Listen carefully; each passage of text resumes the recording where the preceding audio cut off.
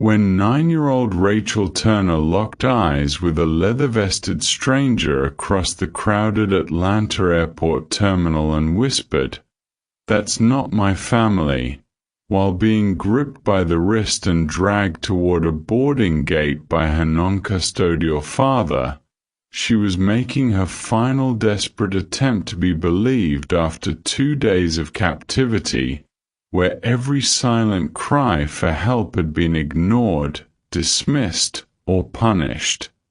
Those 4 whispered words to Desert Riders MC member Russell Lambert, whose leather vest and road-worn patches had caught Rachel's eye as the one thing in that terminal that looked strong enough to fight back, would trigger an immediate 911 call, a physical standoff at the gate entrance, and the last-second prevention of an international abduction that would have had Rachel across the Mexican border by nightfall, disappeared forever into a life with a violent father a judge had already decided she needed to be protected from. Hartsfield-Jackson Atlanta International Airport's Concourse D was swallowed whole by the pre-holiday travel surge on a Friday morning in early December. The kind of crowd that turns a terminal into a river. Everyone moving, nobody watching. Families wrestled with oversized luggage and sugared-up toddlers. Business travelers walked and typed without looking up. Gate agents called boarding groups over intercoms that nobody fully heard. The terminal floor between gates D14 and D22 was a wall-to-wall stream of rolling carry-oners and tired faces. Exactly the kind of organized chaos where a frightened child becomes completely invisible. Russell Lambert stood near a row of seats by gate D18, one boot resting on his duffel, waiting for the boarding line to thin. He was 52 years old, broad across the shoulders, heavy with ink from collar to wrist, his black Desert Riders vest worn open over a gray thermal, the wolf's head patch facing out the way it always did. He'd considered leaving the vest in his bag for the flight. He always considered it. He never did. 28 years of wearing those patches meant something, and he wasn't in the habit of hiding what he was just because airports made people uncomfortable. He had nothing to hide, and the vest was part of who he was. He'd been in Atlanta visiting his sister and was heading back to Dallas, irritated that his flight had already been delayed once that morning. Russell was checking the gate screen for a departure update when he noticed them. A man moving with too much purpose for someone at a boarding gate, not the distracted shuffle of a tired traveler, but the deliberate, forward-leaning stride of someone managing a situation. Mid-40s. Dark jacket, clean jeans, calm face. The kind of calm that looked practiced. Beside him, slightly behind him, slightly off balance, a little girl. Maybe 8 or 9. Pink hoodie, dark hair, eyes that were doing something Russell hadn't seen in a long time. They were scanning. Not the idle, bored scanning of a child looking for a snack stand. Hunting scanning. Rapid, systematic, moving face to face through the crowd the way Russell had seen people work a room when they were desperate, looking for someone specific, looking for an exit, looking for anything that wasn't a threat. The man's hand was on her wrist. not holding her hand, holding her wrist. Low, angled slightly behind his hip where the grip wouldn't be the first thing you noticed. But Russell noticed. If this story is touching your heart, hit that like button, drop a comment, and subscribe. We're just getting started. Something about the girl caught his attention, though he couldn't immediately say what. Maybe it was the careful distance she maintained from the man beside her, not the natural closeness of a child with a parent, but the managed distance of someone who'd learned to stay just far enough away. Maybe it was the way her free hand was balled into a fist at her side. Maybe it was those eyes, too watchful, too old for a 9-year-old's face, that kept sweeping the terminal with a desperation that had nothing to do with finding a bathroom or a pretzel stand. The kid was looking for someone. Specifically, repeatedly, like she was working up the courage to do something. Russell watched as they moved through the terminal. The man steered her with that low wrist grip, his posture relaxed, his expression pleasant. Nothing obviously wrong. Everything is subtly off. Russell had spent enough years around people who used control quietly to recognize the difference between a father keeping track of his kid in a crowd and a man keeping a child from running. The girl's body language was wrong. Too stiff, too measured, too careful in a way that no child should ever have to be careful. They were heading toward gate D18. His gate. The man approached the gate agent's desk, produced boarding passes with a practiced smile. Rachel stood half a step behind him, her eyes making one final, desperate sweep of the terminal. Fast, hunting, nearly out of time, and then they stopped. Landed. Locked onto the leather vest, the patches, the wolf's head emblem of the Desert Riders MC, and the man inside it who was already staring back at her. 3 seconds. Maybe 4. In those seconds, the carefully maintained blankness the girl had been wearing like armor cracked open. Her lips moved, not quite mouthing, whispering, quiet enough that the noise of the terminal swallowed the sound entirely, shaped clearly enough that Russell, who'd spent decades reading people who couldn't afford to speak plainly, read every word with absolute certainty. That's not my family. Then the man's grip tightened. He pulled her forward. And Rachel Turner was headed toward the jetway. Russell's blood went cold. That little girl had just told him, a biker in club colors standing at an airport gate, that the man dragging her toward a plane was not her family. That she was being taken somewhere against her will. That this was her last chance to get help before disappearing onto a flight to God knows where. And she had chosen to signal him specifically. Because of the vest. Because of the patches. Because something had told her that a desert rider might be the one person in that terminal brave enough to actually do something.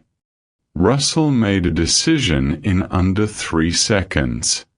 He pulled out his phone, dialed 911, and started moving toward the gate desk simultaneously. I need airport police at gate D18, Hartsfield-Jackson, right now, he said the moment the call connected, his voice low and controlled. I just watched a little girl mouth to me that the man she's with is not her family. She looked maybe 8 or 9. pink hoodie, dark hair. The man has her by the wrist and they're heading into the jetway. This looks like an abduction in progress. He reached the gate desk while still on the call.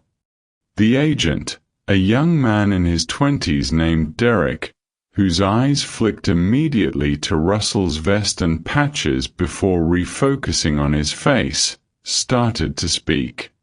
"Sir, can I help?" "I need your supervisor and airport security here right now," Russell said, keeping his voice steady.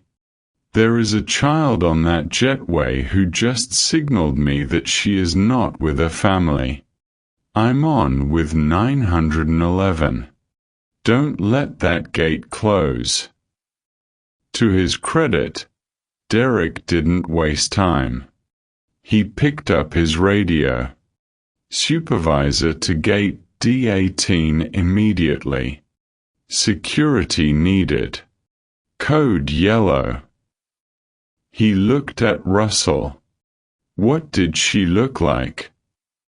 "Girl, 8 or 9, dark hair, pink hoodie. The man has her by the wrist, mid-40s, dark jacket, jeans, calm demeanor. He's practiced at looking normal. They just entered the jetway." "And what exactly did she say to you?" "She whispered. Barely any sound. But she shaped the words directly at me, made sure I could read them. That's not my family. That's not a child playing games. That's a child in danger." The supervisor arrived in under 2 minutes, a woman in her 50s named Carol, with the kind of quiet authority that comes from having handled every possible airport crisis at least twice. Russell repeated his account. Carol's face went still in a way that told him she understood exactly what she was hearing.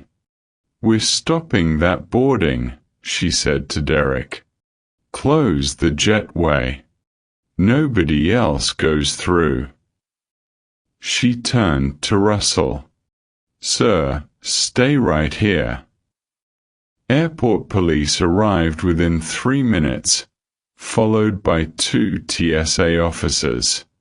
Russell gave his account again.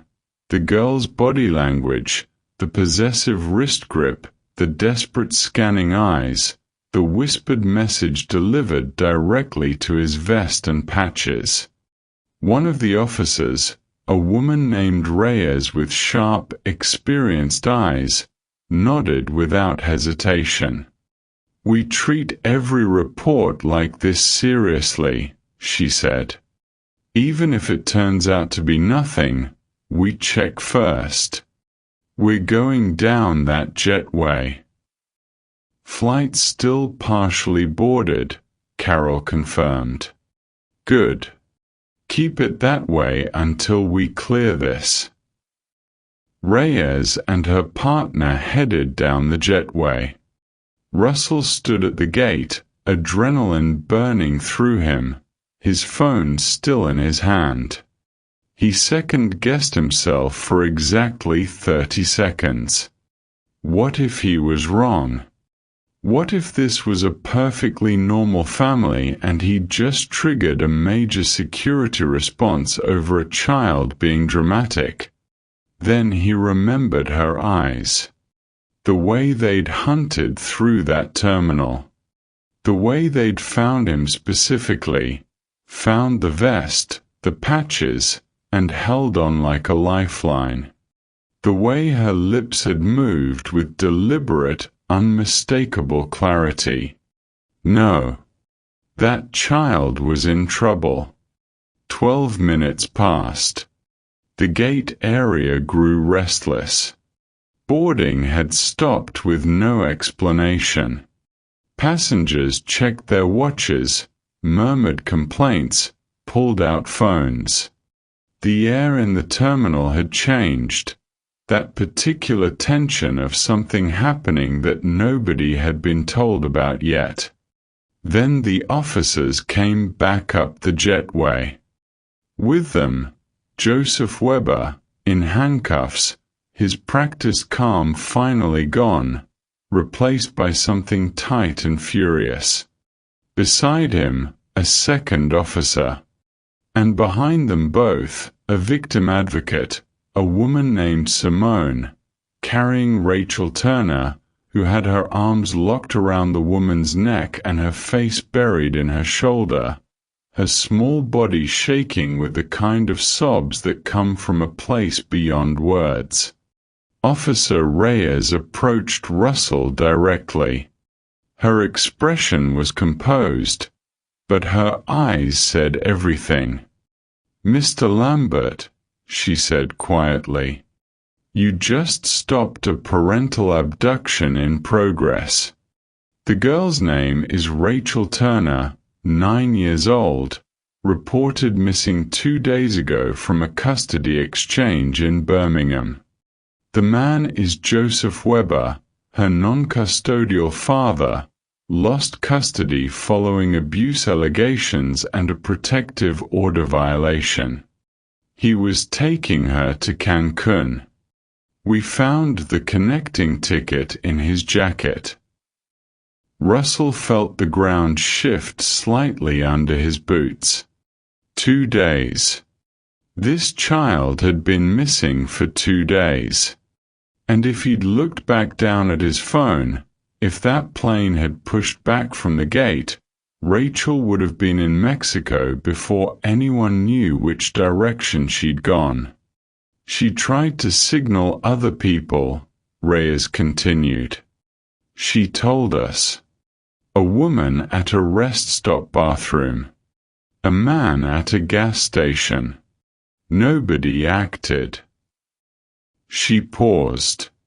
"She said when she saw your vest, your patches, she thought a biker might actually be brave enough to help. She said her uncle always told her that bikers protect people who can't protect themselves." Russell looked at Rachel, still clinging to the victim advocate, her small shoulders heaving. "Can I speak to her?"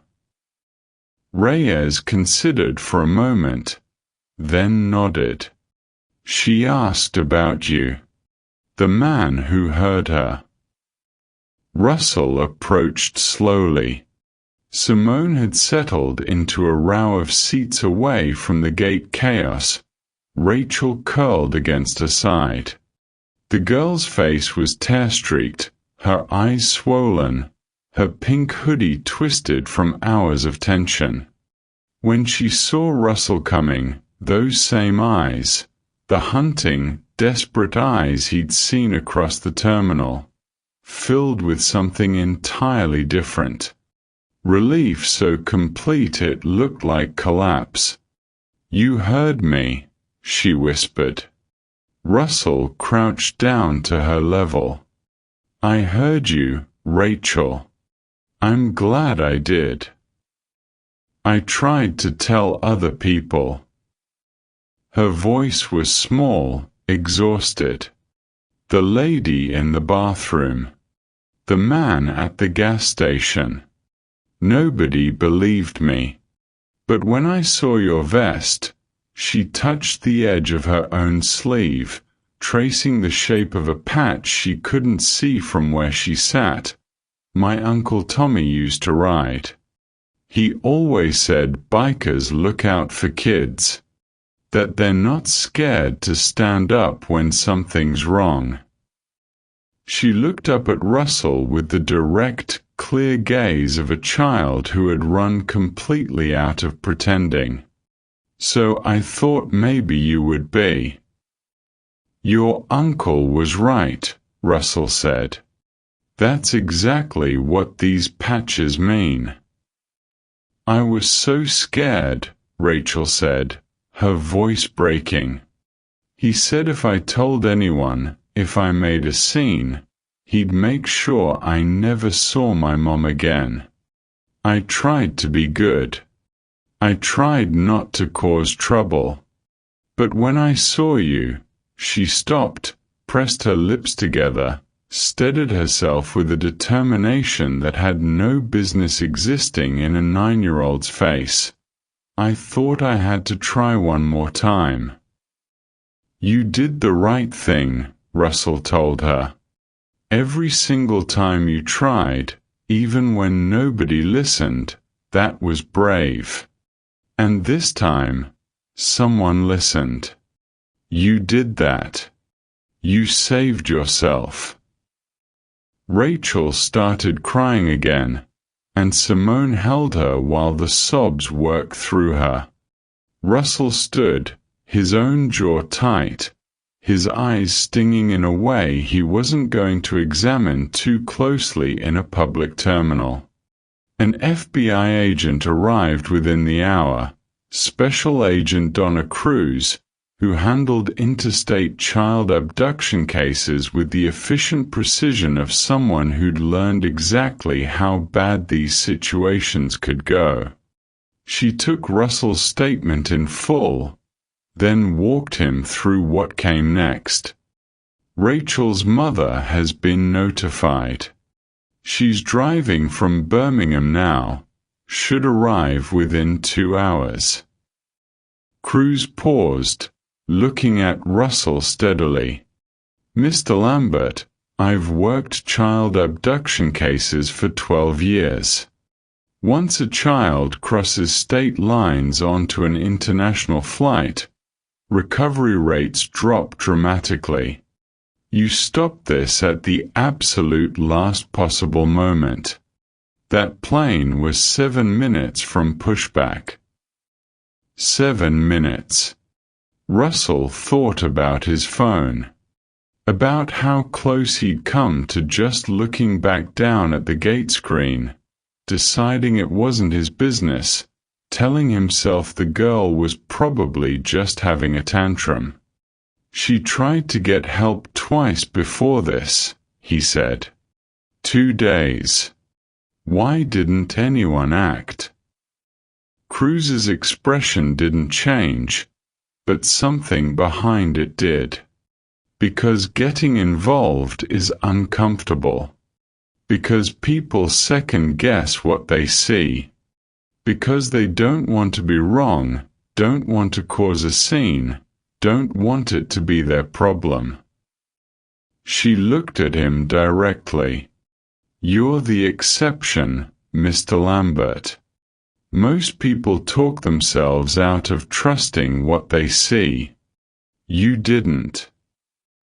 That almost cost that child everything, Russell said. Yes, Cruz said simply. It almost did. Which is why, if you're willing, I'd like you to consider participating in some public awareness work, airports, transportation hubs, community groups. Your story, what you saw, how you acted, it could teach other people to trust their instincts before it's too late. Russell looked across the gate area at Rachel, who was now sitting up slightly, drinking from a juice box Simone had found for her, looking small and wrung out and safe. Yeah, he said. Whatever helps. Rachel's mother, Dana Turner, arrived just under 2 hours later. She came through the concourse at a run, escorted by an airport officer, her face carrying the particular devastation of a parent who has spent 48 hours not knowing if a child was alive. The reunion happened in a private room off the main terminal, and every officer and agent present found somewhere else to look. Because watching that kind of love, the desperate, gasping, "You're here, you're real, I've got you" love of a mother who'd been handed her child back from the edge of forever, was too large a thing to witness directly. When they finally separated enough to breathe, Dana came to find Russell in the hallway. She was still shaking. She looked at him, the vest, the patches, the road-worn face, and whatever she'd planned to say dissolved entirely. She took both his hands in hers and held them. "They told me what you did," she finally managed. "How you saw her. How you didn't look away." "I just paid attention," Russell said. "Any decent person would have done the same." "No." Dana's voice was firm despite the tears still running down her face. "That is not true. Rachel told me she tried to get help twice before she found you." "Twice, Mr. Lambert. A woman in a bathroom. A man at a gas station. Two people who saw a frightened child and decided it wasn't their problem." Her voice broke, steadied. "You were the only one who saw her and believed her and acted. You gave me back my daughter." Russell didn't have an answer for that. So he just nodded and held her hands until she was ready to let go. Before leaving the airport, Rachel asked to speak to Russell one more time.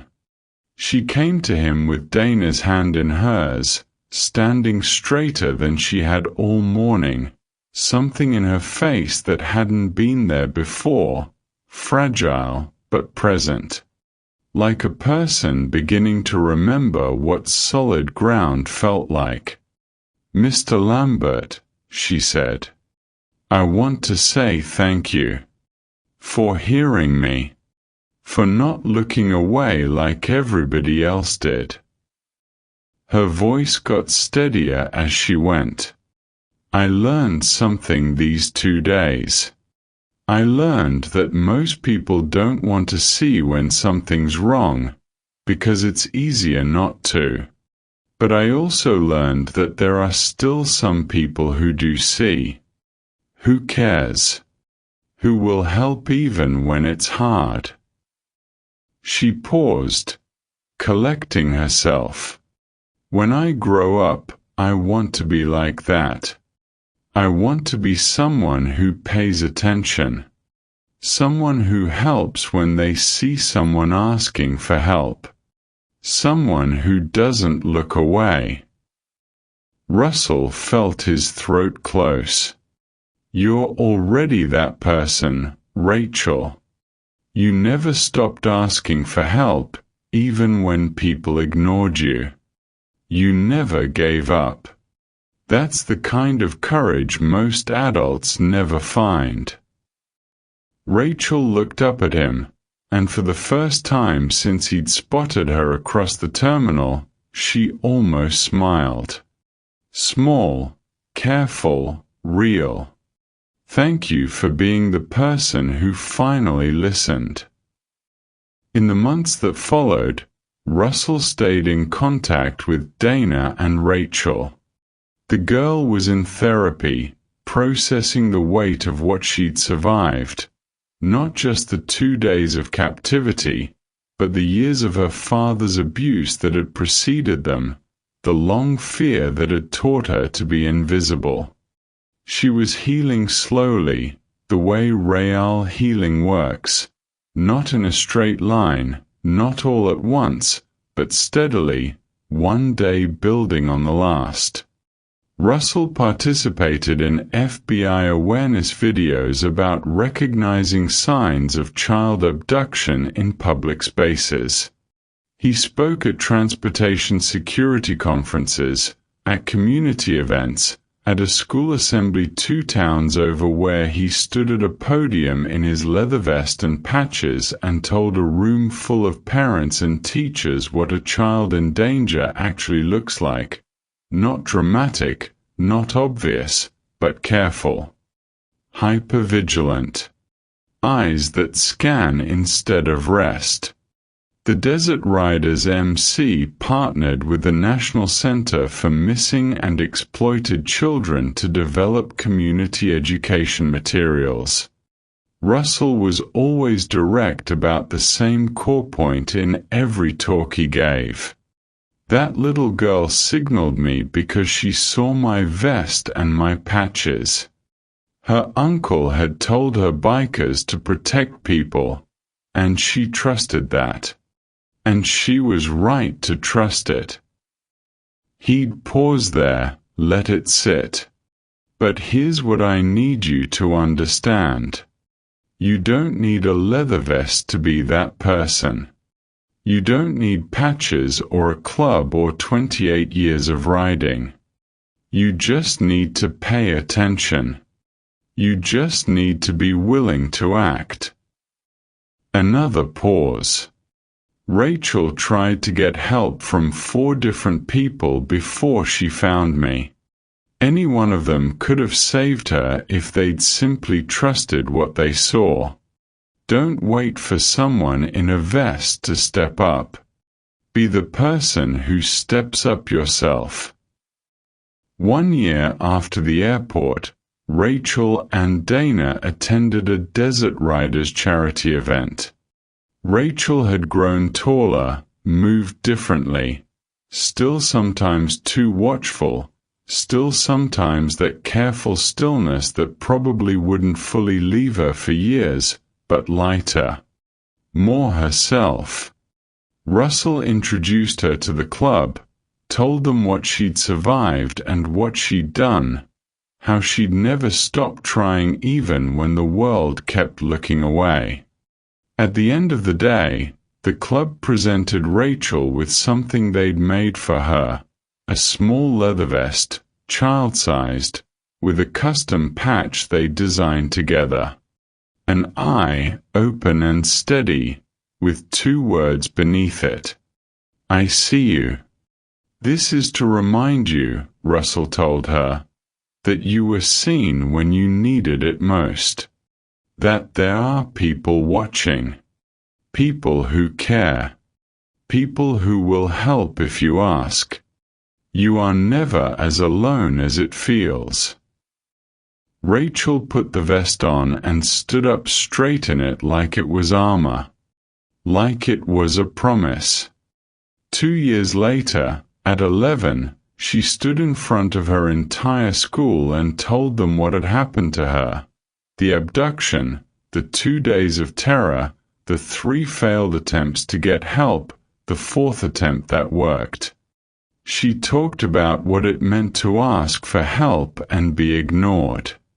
She talked about what it meant to finally be believed. I whispered 4 words to a stranger in an airport, she told them. That's not my family. 4 words that brought me home. Because that stranger, Russell, who was wearing his motorcycle club vest with patches that told me he might be someone brave enough to listen, chose to pay attention. Choose to believe me. Choose to act even though he could have been wrong, even though it would have been so much easier to look back down at his phone. She stood up straighter, and I chose to signal him because of what he was wearing. Because my Uncle Tommy told me that bikers look out for people. That they're not afraid to stand up when something's wrong. And I was right. She looked out at the assembly. Russell and his club taught me that the people who look the toughest are sometimes the people who will protect you the hardest. Don't judge the vest. Trust the person inside it who chose to see you. The assembly erupted. Russell, sitting in the back row, wiped his eyes and didn't care who saw. When Rachel was 18 and heading to college, criminal justice, because of course it was, she told Russell her plan over coffee at a diner halfway between their cities. I want to work on child abduction cases, she said. Because you showed me what it looks like when someone pays attention. You saved me. And now I want to do that for other kids. I want to be the person in the room who sees what everyone else is talking themselves out of seeing. Russell looked at this young woman who had been a terrified 9-year-old whispering 4 desperate words across a crowded terminal, who had grown into someone determined to spend her life making sure other children were heard. "You're going to be extraordinary," he said. Rachel smiled, the full, real smile of someone who had come a very long way from invisible. "I learned from someone who didn't look away." Because that was the truth of it, wasn't it? Children in danger often cannot scream for help. They can only signal, silently, quietly, desperately, and hope that someone in the crowd is paying enough attention to see it. Abductors count on people being too polite, too uncertain, too afraid of being wrong to interfere. They count on the crowd looking away. But some people choose differently. Some people look up from their phones. Trust the instinct that something is wrong. Believe the child whose eyes are hunting the terminal for anyone brave enough to help. And act, even when it's inconvenient, even when they might be wrong, even when it would be so much easier to decide it's not their problem. Those choices save lives. Those choices bring children home. And sometimes, those choices begin with a little girl in a pink hoodie looking at a biker's vest across a crowded terminal, remembering what her uncle told her, and deciding she has one more try left in her. In Atlanta's Hartsfield-Jackson Airport that December morning, a leather vest with a wolf's head patch became the last beacon of hope for a child who had run out of everything except courage. And Russell Lambert, who had almost left that vest in his bag, who had almost looked back down at his phone, who had almost decided it wasn't his business, proved that wearing those patches with pride, even in airports, even when people stared, was exactly the right choice. Because you never knew when a frightened child might be scanning a terminal, looking for someone whose whole presence said, "I'm here. I see you. I will not look away." Thank you for watching this story. If it reminded you that child abductions happen in public places with normal-appearing families, that children's silent signals deserve attention and action, and that trusting your instincts when something feels wrong matters more than worrying about being mistaken or causing a scene, please share it. Subscribe to Bike Diaries for more stories proving that paying attention saves lives. That one person choosing to act can stop a tragedy in progress, and that children trying desperately to signal for help need adults willing to see them and believe them. Tell us in the comments, have you ever trusted your gut about a situation that felt wrong? Have you intervened when you saw something suspicious? Your awareness matters because predators and abductors count on bystanders looking away. And every person willing to pay attention and act becomes part of the solution that brings children home.